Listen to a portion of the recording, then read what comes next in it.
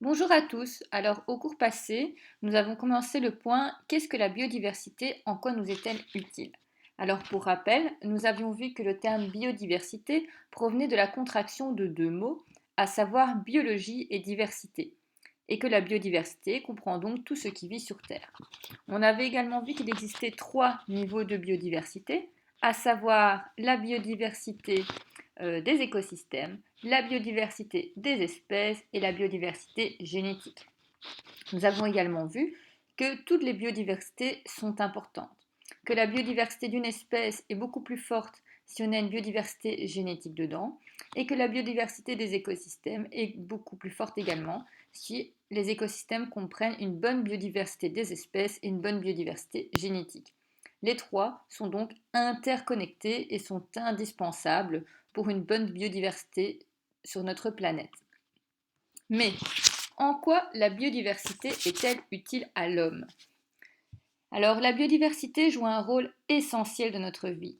Au-delà du fait qu'elle constitue notre cadre de vie, elle est à l'origine de nombreux produits et services gratuits utilisés par les humains comme par toutes les espèces. Elle a de ce fait une valeur inestimable et irremplaçable. Les services qu'elle nous rend peuvent être répartis en quatre grandes catégories. On a tout d'abord tout ce qui est service d'approvisionnement. On va voir après ce que c'est. Ensuite, nous avons les services de régulation.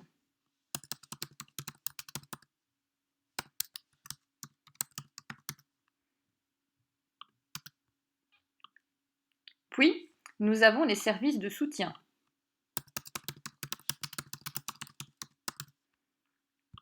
Et enfin, nous avons les services naturels.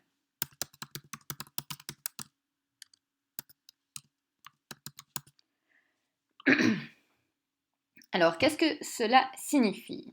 Tout d'abord, les services d'approvisionnement. Il faut savoir que la biodiversité fournit des produits essentiels à notre vie quotidienne. On a par exemple la nourriture, les matières premières, les combustibles ou encore les médicaments. En effet, il faut savoir que pour la nourriture, quand vous ouvrez par exemple votre frigo, vous allez au supermarché, vous pouvez voir un petit peu la biodiversité et la variété de fruits, de légumes ou d'animaux qu'il nous est possible de manger. Pour ce qui est de la biodiversité des matières premières et des combustibles, la biodiversité nous fournit de nombreuses matières premières qui sont utilisées dans l'industrie et par les artisans, comme bien évidemment le bois, le chanvre, l'argile, le coton, la laine, la soie, le caoutchouc. Elle est à l'origine de certaines sources d'énergie d'origine animale. Et enfin, les médicaments. Si vous avez déjà eu l'occasion de lire un petit peu la posologie des médicaments, vous avez pu constater que de nombreux médicaments sont faits grâce à nos ressources naturelles. Certains sont faits à partir d'extraits de plantes. Si vous prenez par exemple des petits médicaments, des granules homopathiques pour lutter contre les verrues, par exemple, vous verrez que ces médicaments sont faits à base de chélidoine. La chélidoine est une plante qu'on peut retrouver dans la nature pour justement lutter contre les verrues. Donc, comme je le disais, les médicaments, depuis son origine, l'homme utilise les plantes pour se soigner, par exemple pour des tisanes, pour s'endormir, comme des tisanes de tilleul. Bien qu'aujourd'hui nous achetons nos médicaments en pharmacie, au lieu de les cueillir dans la nature, environ 50%, donc 50% des médicaments que nous utilisons sont fabriqués à partir de plantes. On utilise par exemple des substances présentes dans le saule pour l'aspirine avec l'acide salicylique, dans l'IF pour le traitement contre le cancer, dans la Digital Peau pour traiter les insuffisances cardiaques. Alors, à titre d'information, seulement 5000 des 250 000 plantes à fleurs connues ont été analysées pour leurs propriétés pharmacologiques. Chaque plante qui disparaît sans avoir été analysée emporte donc peut-être avec elle un remède contre le cancer ou une maladie encore incurable.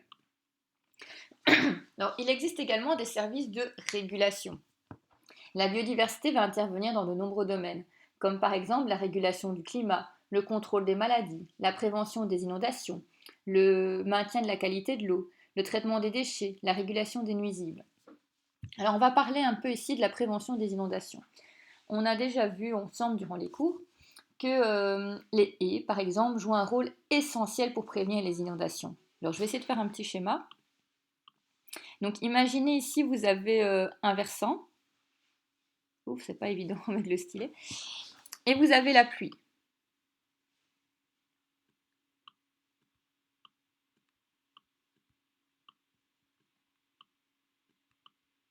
Que va-t-il se passer si ce versant n'est pas protégé par des haies, n'est pas planté de haies? L'eau va ruisseler,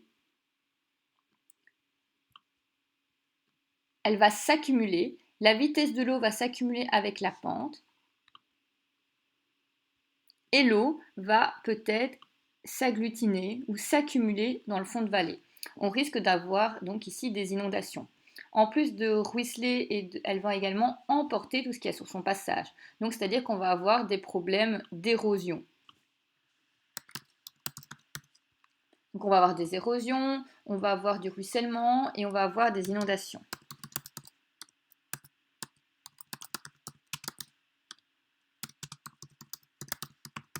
En revanche, si on plante une haie ici, imaginons, on met une haie là, on met la haie perpendiculairement à la pente, qu'est-ce qui va se passer à ce moment-là? L'eau, au lieu de ruisseler, elle va s'infiltrer progressivement dans les sols et ça va être aidé par le système racinaire des haies. Donc l'eau s'infiltre, elle va recharger les nappes phréatiques, chose qui n'a pas été faite ici. On n'aura pas d'érosion parce que l'eau va être arrêtée, elle va donc être freinée, sa vitesse va être beaucoup moins forte, elle va entraîner moins de particules. En plus, les racines des haies vont maintenir le sol. On a donc moins de ruissellement et forcément moins d'inondations. On voit donc que la biodiversité et la diversité des écosystèmes permet donc de jouer un rôle de régulation. Alors on va lire ici les petits exemples. Lors du tsunami qui a dévasté l'Indonésie fin 2004, les zones côtières bordées par des mangroves ont été moins ravagées que celles des boisés au profit des villages ou des complexes hôteliers. Les micro-organismes comme les écosystèmes absorbent et décomposent certains polluants et substances toxiques. On estime qu'un hectare de forêt absorbe annuellement 70 000 kg de poussière fine et de substances toxiques. Alors on sait également que la biodiversité peut également apporter un service de soutien. En effet, elle assure le fonctionnement naturel des écosystèmes qui sont indispensables à la production d'autres services, comme par exemple le cycle de l'eau, la photosynthèse, la production d'oxygène, la fertilisation des sols ou la pollinisation. On sait qu'un grand nombre d'insectes pollinisateurs, comme les abeilles, les guêpes, les frelons ou encore les papillons, se nourrissent du nectar des fleurs. Elles vont transporter le pollen d'une fleur à l'autre et assurent ainsi leur fécondation. Sans eux, la reproduction de certains végétaux, surtout ce qui est plantes à fleurs, ne serait pas possible et nous ne mangerions ni légumes ni fruits qui constituent environ 10% de notre alimentation. Donc, comme je le disais ici, la pollinisation est vraiment très très très importante. C'est pour ça qu'il est de plus en plus demandé de privilégier les fleurs dans les prairies. On essaie de faire des bandes fleuries. On demande aux particuliers de semer par exemple des prairies fleuries, de mettre un maximum de fleurs, parce que ces fleurs vont permettre justement aux abeilles de polliniser. Et elles vont également pouvoir trouver suffisamment de nectar pour elles survivre et faire leur ruche et faire justement leur miel. D'accord? Alors ces insectes pollinisateurs, ils vivent pour eux, mais ils vivent également pour nous. Car sans ces insectes, forcément, on n'aurait pas de pollinisation et à terme, on n'aurait plus de fruits et de légumes. Alors on a également tout ce qui est services culturels, donc c'est-à-dire que l'homme va retirer de la biodiversité des bienfaits non matériels, comme par exemple les loisirs et le tourisme, la relaxation, la création artistique, l'enrichissement spirituel, ou encore l'inspiration des sciences et des technologies. Alors il faut savoir en effet que la nature a un effet vraiment relaxant sur l'homme. Il y a pas mal d'études qui montrent que quelqu'un de stressé qui va se promener en forêt arrive vraiment à décompresser et que la forêt aura un effet apaisant sur l'homme. Alors on a également des artistes qui vont en forêt pour réfléchir, pour être inspirés. Et il faut savoir que la science va beaucoup chercher son inspiration dans la nature.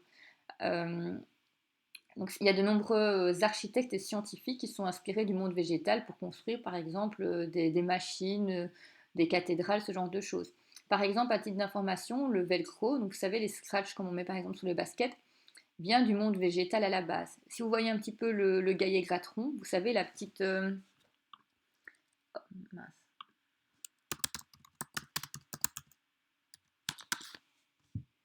Si vous voyez un petit peu le gaillet gratteron, Voilà, regardez, qu'est-ce qu'on peut voir? C'est comme si on avait du velcro, donc des petits crochets qui vont pouvoir s'agripper aux vêtements. Ben, les scientifiques se sont inspirés de ceci pour créer les bandes velcro. On peut donc noter que la biodiversité joue un rôle essentiel dans notre vie. Au-delà du fait qu'elle constitue notre cadre de vie, elle est à l'origine de nombreux produits et services. Donc comme on l'a déjà dit,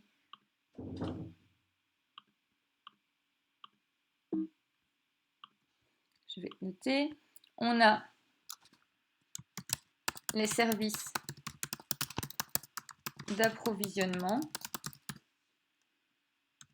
avec la nourriture, les matières premières, les combustibles, les médicaments.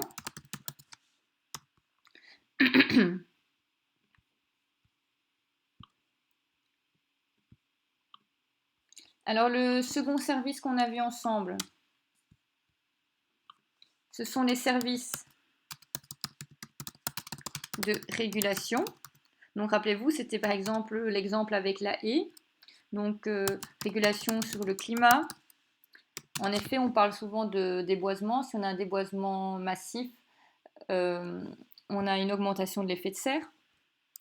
Donc sur le climat, les maladies, les inondations avec les haies, la qualité de l'eau, les nuisibles. On a également les services de soutien au cycle bio-géochimique.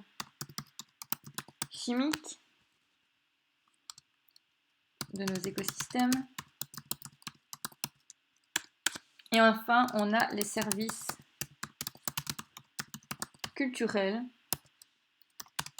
avec les loisirs, le tourisme, les arts, la relaxation.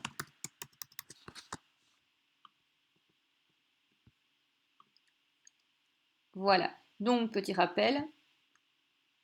Donc, comme on le disait, la biodiversité va jouer un rôle essentiel dans notre vie. Elle constitue notre cadre de vie, mais elle est également à l'origine de nombreux produits et services. Donc, on a vu ensemble 4 grands services. On a les services d'approvisionnement, comme par exemple la nourriture. On a une très grande diversité de nourriture, de fruits, de légumes, de viande qui nous est disponible. On a les services de régulation pour le climat, les maladies, les inondations, la qualité de l'eau, les nuisibles. On a des services de soutien au cycle biochimique de notre écosystème. En effet, souvenez-vous, donc vous avez par exemple les abeilles qui vont polliniser, vous avez les arbres qui vont produire de l'oxygène grâce à la photosynthèse, et vous avez des services culturels comme le loisir, le tourisme, les arts, la relaxation. Voilà, c'est fini pour aujourd'hui. Passez une bonne journée.